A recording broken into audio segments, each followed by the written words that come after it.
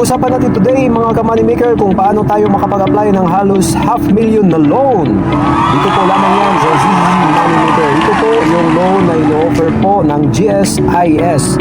Ito po yung kanilang tinatawag na solar loan or solar ginhawa loan na aabot ng halos kalahating milyon ang pwede nating maipag-apply dito po.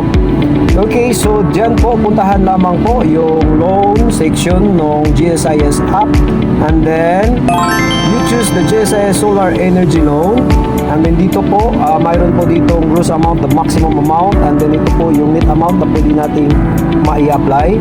You have to click the tentative amount, and then kung gusto po natin na isagad yung loan, pwede naman po. But we have to take note po the following condition.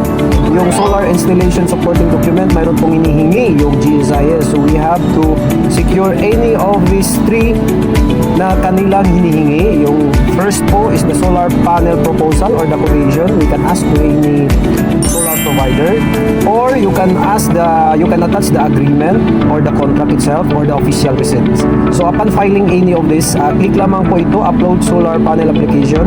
So at least please take note, 10 MB lamang po yung maximum po na kailangan. So you have to upload, and then after you uploading, you have to click the agreement to confirm, and then you have to review the amount, at saka please be reminded po, tingnan ninyo po yung monthly amortization kung kaya pa po ba yung bayaran.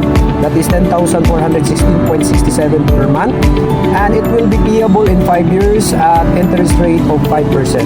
And then after that, you can submit the loan for the approval of your EO, and then kindly inform your EO sa inyong company or sa office. Take note po, exclusive lamang po to all GSIS member under their GSIS Solar Energy Loan. And most importantly po mga ka-money maker, please take note po dito, sinasabi po dito, you will be required to provide proof of solar panel installation after granting of this loan. Failure to submit the required documents will render your loan due and demandable. So ingat po tayo dito mga ka-money maker. If we file the loans, if we qualify, make sure po na mayroong mangyayaring installation, kasi hihingan talaga tayo nila ng proof of installation. So please be reminded po, yun lang po yung medyo challenging dito po sa ino-offer nila na loan. It should be applied to the specific purpose.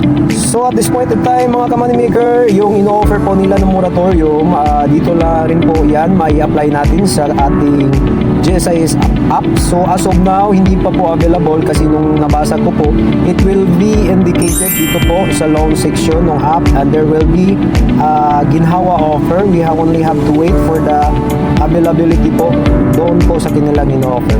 So yun lamang po for that ginhawa solar energy loan offered by the GSIS. Ingat po mga ka-money maker, and God bless.